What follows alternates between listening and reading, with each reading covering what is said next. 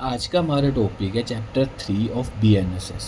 हमने चैप्टर 2 कल पढ़ लिया था, जिसमें हम चैप्टर 2 हमें बताता था कि जो क्रिमिनल कोर्ट्स हैं और उनके ऑफिसर्स हैं वो कैसे अपॉइंट होंगे, कौन सी कोर्ट कहाँ होगी, किन का जुरिडिक्शन होगा, किसके वो सबॉर्डिनेट होंगे, सारा हमने वो पढ़ लिया था। अब वो कहते हैं कि चैप्टर 3 हमें ये प्रोवाइड करता है कि भाई आपने सब कुछ बता दिया, तो चैप्टर 3 कहते हैं कि आप उनको पावर्स को डिस्क्राइब करते हैं कि पावर किसके पास कौन सी पावर होगी, कौन कौन सी कोर्ट कितनी पनिशमेंट कौन से केस को कौन से केस में दे सकती है।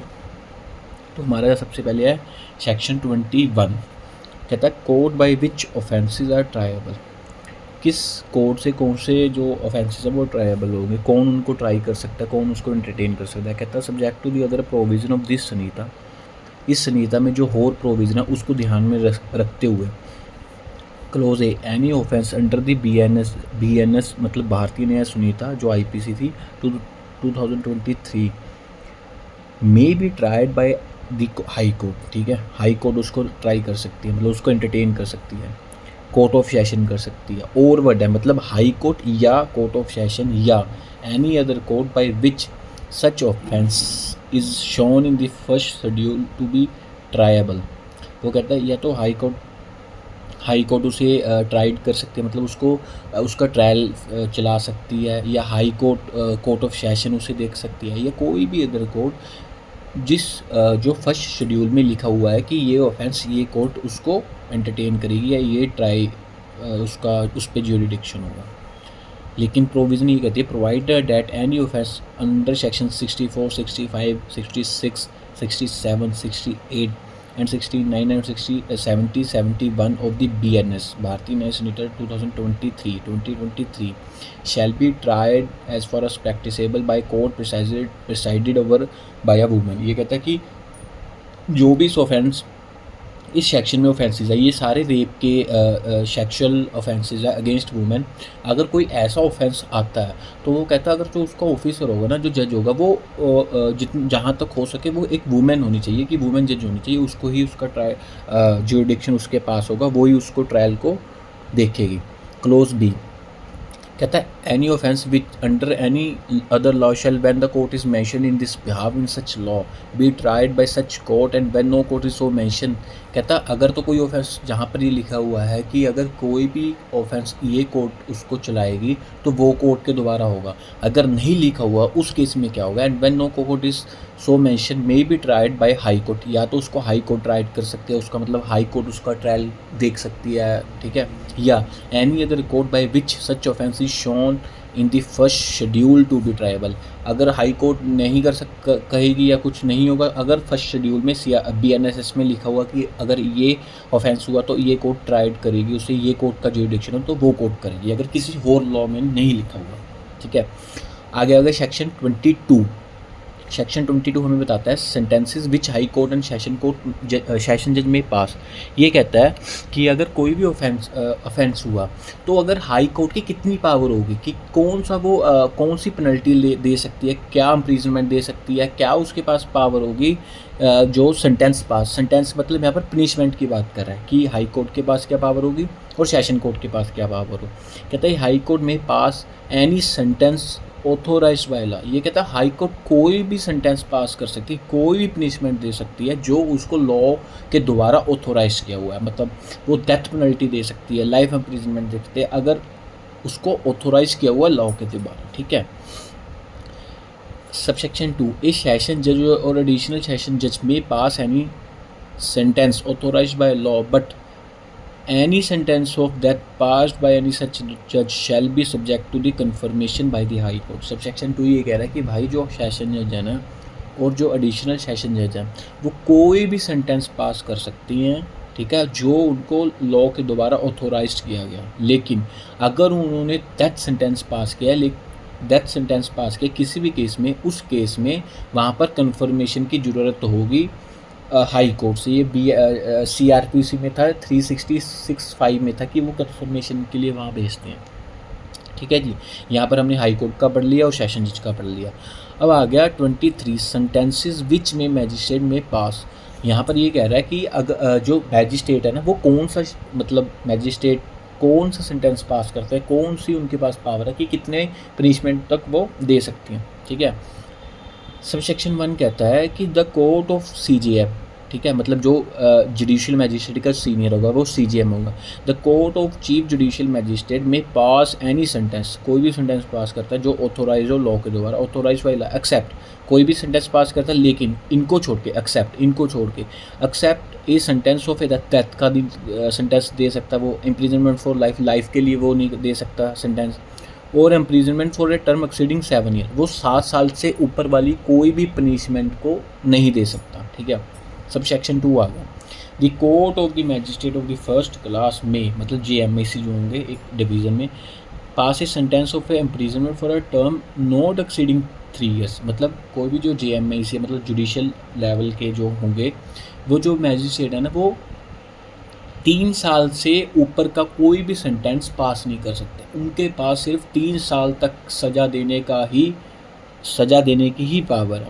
और फाइन, 3 साल की सज़ा जैसे, या और मतलब एंड नहीं, और या ओ फाइन नॉट एक्सीडिंग 50,000 रुपीज़, या तो 3 साल की सज़ा या 5 साल से 50,000 से फ़ाइन का उसके ज़्यादा नहीं लगा सकते, वो 50,000 तक वो फ़ाइन दे सकते हैं। और बहुत, या दोनों, या तो 3 साल तक की सज़ा या 50,000 तक का फ़ाइन, उससे ज़्यादा नहीं। और ऑफ ए कम्युनिटी सर्विस, ये जो कम्युनिटी सर्विस है ना, कम्युनिटी सर्विस ये BNSS में ही अभी आई है, पहले CRPC में कहीं भी इसकी प्रोविज़न नहीं। कम्युनिटी सर्विस का मतलब ये होता है कि अगर कोई भी उनको लगता है तो वो कम्युनिटी सर्विस ऐसे कर देंगे कि भाई आपने लोगों के लिए कुछ काम करना, कोई सोशल वर्क करना, जैसे कोई हॉस्पिटल में आपकी लगा दी, और कोई ऐसे उनको लगता है कोई अनाथ आश्रम, मतलब कोई भी ऑर्फन ओल्ड एज होम में, या उनको जैसे लगता है कि जो सोसाइटी के लिए, तो वो कम्युनिटी सर्विस में आता है, ठीक है। JMAC कौन सा सेंटेंस दे सकता है, 3 साल से ज़्यादा का नहीं, 50,000 से ज़्यादा का फाइन नहीं, या तो कम्युनिटी सर्विस। अब आगे सेकंड क्लास, सब सेक्शन 3 करता है the court of the magistrate of the second class may pass a sentence of imprisonment for a term not exceeding 1 year, मतलब 1 साल से ज़्यादा का वो इम्प्रिजनमेंट नहीं दे सकता, और फाइन नॉट एक्सीडिंग 10,000 रुपीज़, और 10 साल से 10,000 से ज़्यादा का फ़ाइन नहीं दे सकता, और 1 साल से ज़्यादा की पनिशमेंट नहीं दे सकता, या दोनों दे सकता, या कम्युनिटी सर्विस। JMAC 3 साल तक और फाइन 50, ठीक है। पहले ये आई थिंक 10,000 था JMAC के, 10,000 था JMAC के पास, सेकंड क्लास के बाद 5,000 था, अब उन्होंने बढ़ा के 10,000 कर दिया, ठीक है। और साल पहले भी साल था कि साल की सज़ा दे सकता है वो, ठीक है। ये इन्होंने 10,000 सेकंड क्लास में आ गया, फर्स्ट में आ गया 50,000 तक। इसकी एक्सप्लेनेशन क्या है, एक्सप्लेनेशन भी लिखी हुई है। Community service shall mean the work which the court may order convict to perform as a form of punishment that benefit the community for which he shall be not be entitled to any remuneration। मतलब ये कह रहा है कि भाई अगर जो convicted बंदा होगा ना, जो कोर्ट को लगता होगा, वो कम्युनिटी सर्विस के लिए भेज देगी कि आपने ये काम करना, आपको कोई पैसा नहीं मिलेगा, ना आपको कुछ दिया जाएगा, ना कुछ आपको मतलब अलग से वो करना है, आपको सिर्फ कम्युनिटी सर्विस करनी कुछ टाइम के लिए। सेक्शन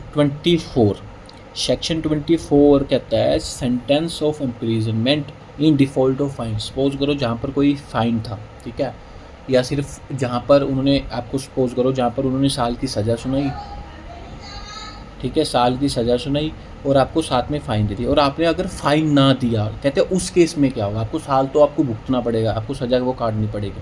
अगर आपने फ़ाइन नहीं दिया तो वो कहता है इन डिफ़ॉल्ट ऑफ फाइन आपको कुछ और सेंटेंस अलग से उसका टाइम निकालना पड़ेगा। The court of a magistrate may award such term of imprisonment in default of payment of fine as is authorized by law। Court है मे अवार्ड, मतलब ये नहीं है कि शैल करेगी, मतलब मे उसकी डिस्क्रिशन पावर है कि अगर उसने फ़ाइन ना दिया तो वो इन डिफ़ॉल्ट उसको इम्प्रिजनमेंट कर सकती है, ठीक है, कोई भी सेंटेंस जो उसको ऑथोराइज किया हुआ है लॉ के द्वारा। प्रोवाइडेड डेट, लेकिन इसकी प्रोविज़न है, ये नहीं है कि भाई आपने अगर आपने 10,000 जो फ़ाइन लगा था वो किसी जिसको कन्विक्शन हुई है, जो कन्विक्टेड पर्सन है उसने नहीं दिया तो आपको उसको 2 साल की सज़ा सुना दो, नहीं। ये कहता है कि provided that the term is not in excess of the power of the magistrate. Section 23 ये कहता है कि अगर सपोज करो JMAC के पास 3 साल की पावर है कि 3 साल तक वो पनिशमेंट दे सकता है और 50,000 तक का फाइन, वो कहता है अगर उस बंदे ने 3 साल तक की सज़ा दे दी और 50 1000 तक का फाइन देते हैं। वो कन्विक्शन जिसको हुई है, कन्विक्टेड बंदा अगर 50,000 नहीं देता तो ये कोर्ट ये कहते हैं कि भाई आप 3 साल से अधिक का उसको दोबारा से, मतलब 3 साल तो वो हो गए, 3 साल से अलग का आप उसको इम्प्रिजनमेंट नहीं दे सकते क्योंकि आपके पास पावर नहीं। ये क्लोज ये बता रहा है, ठीक है। उसके बाद कह रहा है शैल नोट, मतलब ये होगी नहीं चीज़, shall not where imprisonment has been awarded as part of the substantive sentence, ठीक है। मतलब कोई जो ऑफेंस कोई पनिशमेंट थी उसमें आपका इम्प्रिजनमेंट भी है। Sentence exceed 1/4 of the term of imprisonment which the magistrate is competent to inflict as punishment for the offence otherwise than as imprisonment in default of payment of fine। ये important है 1/4, ठीक है। जैसे इसमें suppose करो किसी उसने GMI सिद्धि ने 1 साल की सज़ा सुनाई और उसके साथ उसको 10,000 का फ़ाइन दिया, 1 साल तो होगी उसकी, ठीक है। ये तो आपको सब्सटेंटिव जो आपकी इम्प्रिजनमेंट, आपका अवार्ड जो आपको इम्प्रिजनमेंट दी गई है, पनिशमेंट, तो वो कहता भाई जो आपने 10,000 की इम्प्रिजनमेंट करनी है ना, डिफ़ॉल्ट अगर वो फ़ाइन नहीं देता, तो जितनी आपके पास कैपेसिटी है, आप कंपिटेंट हो, आपको 3 साल की कंपिटेंसी दे दी कि आप 3 साल तक दे सकते हो, तो वो कहता है जो 3 साल तक का 1/4 होगा ना, उससे ज़्यादा की आप इन डिफ़ॉल्ट उसको पनिशमेंट नहीं दे सकते। सपोज करो 1 साल की सज़ा थी, ठीक है, तो 3 साल जो बनते हैं मेरे ख्याल से साल तक का बनता होगा इसमें, 7-8 महीने जितने भी बनते हैं, ठीक है। तो वो उतनी ही पनिशमेंट दे सकता है अगर in default of payment of fine करता है, उससे ज़्यादा नहीं दे सकता। मतलब वो जितनी उसकी 3 साल तक की जो 1/4 बनेगी उससे ज़्यादा की पनिशमेंट नहीं दे सकता इन केस वो फ़ाइन नहीं देता, ठीक है। उसके बाद आ गया subsection 2, the imprisonment awarded under this section may be in addition. ये देखें ना, यहाँ पर ये भी अलग से दिया हुआ है, पहले नहीं था ये, may be in addition to a substantive sentence.